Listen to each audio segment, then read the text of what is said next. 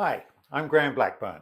This is Traditional Woodworking by Hand, and in this episode, we are at the sixth and last part of the little mini series that we've been doing on the fewest tools that you absolutely have to have in order to be able to start woodworking.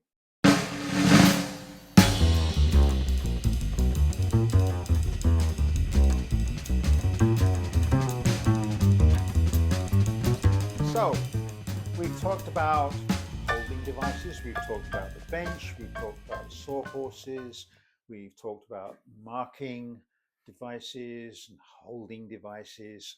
And in this sixth and last part of the mini series, we're going to be talking about what the English have a quaint expression for, odds and sods.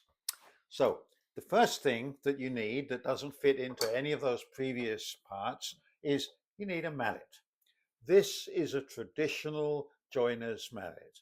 Uh, it's designed so that as you go like this, the head gets forced to the end, which is wider, so it makes it very, very secure.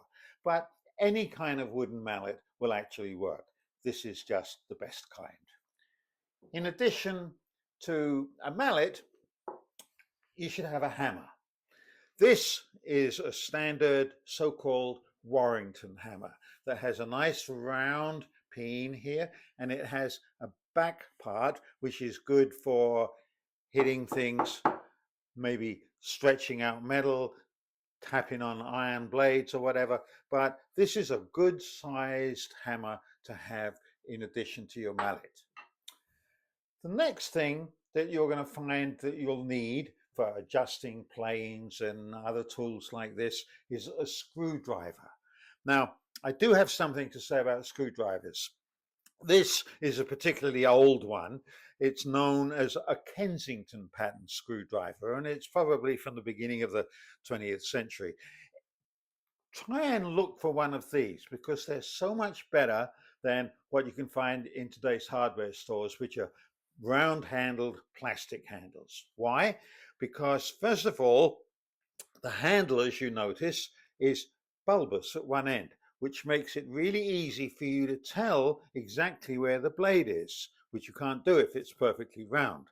The second thing is that the Kensington pattern screwdrivers have a flat bit here, which is very useful if you're trying to turn something and you can put a pair of pliers on it.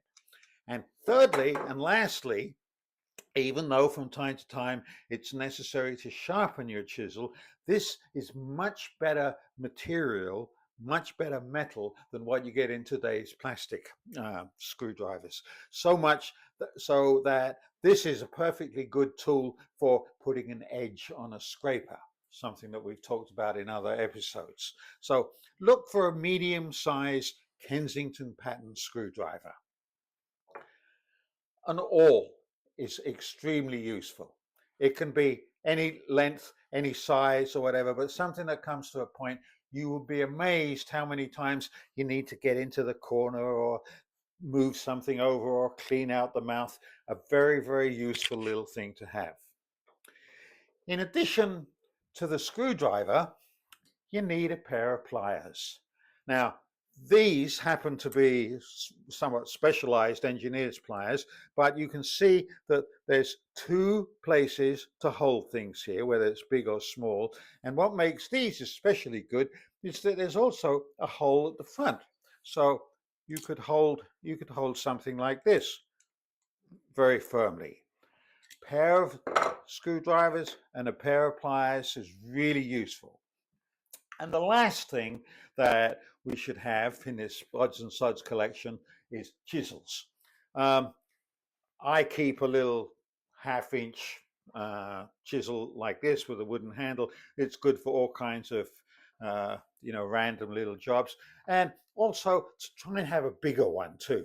Good for flattening out things when you're doing joinery, and when you want to like get rid of the waste of something off a tenon or something that's bigger or wider than this.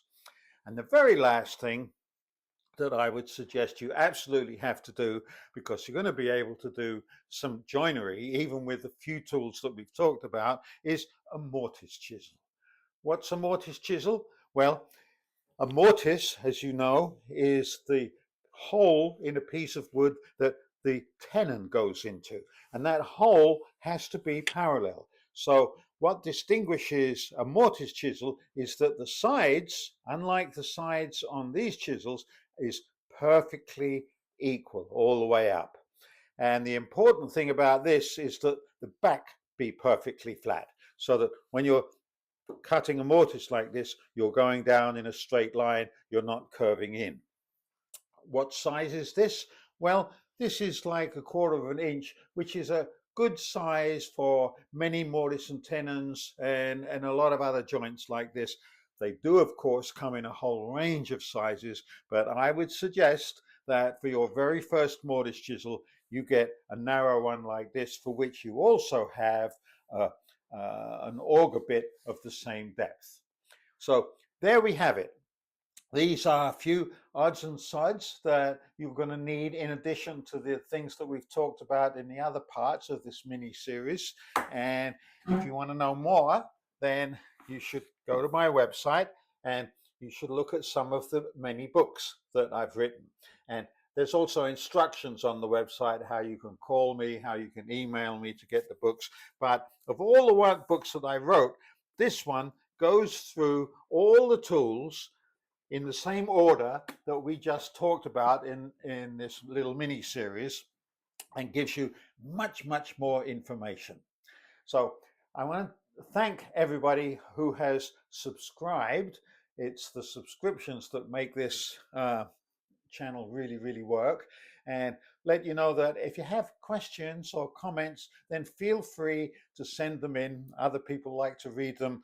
I may not be able to get to all of them because there are so many now, but I will try and answer some of the more interesting questions. So thanks for watching. Good woodworking, and come back again for the next episode.